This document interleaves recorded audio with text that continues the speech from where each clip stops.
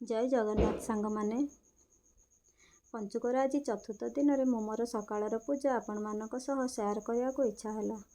ସକାଳେ ଠାକୁରଙ୍କ ପାଖରେ ନିଜକୁ ଟିକେ ସମର୍ପଣ କରିଦେଲେ ଦିନଟି ଭଲରେ କଟିଯାଏ। ପୂଜା ସାରି ମୁଁ ମୁରୁଜ କରିବାକୁ ବସିଗଲି। ମୁରୁଜ ସରିଲା ପରେ ମୁଁ ଚାଲିଗଲି ରୋଷେଇ ଘରକୁ ମୋର ଲଞ୍ଚ ପ୍ରସ୍ତୁତ କରିବା ପାଇଁ। ରୋଷେଇ ଘରେ ଆଜି ମୋର ଝିଅ ବହୁତ ହଇରାଣ କରୁଥିଲା। ଲଞ୍ଚରେ ଆଜି ମୁଁ ମୋର ରଖିଥିଲି କ୍ୟାପ୍ସିକମ୍ ପନିର କରି। ପ୍ରଥମେ କ୍ୟାପ୍ସିକମ୍କୁ କାଟି କଢ଼େଇରେ ଭାଜିଦେଲି। ଭାଜି ସାରିଲା ପରେ ସେହି କଢ଼େଇରେ ଟମାଟୋ, ଅଦା, କଞ୍ଚାଲଙ୍କା, କାଜୁ ପକାଇକି ଭଲ ଭାବରେ ଭାଜିଲି।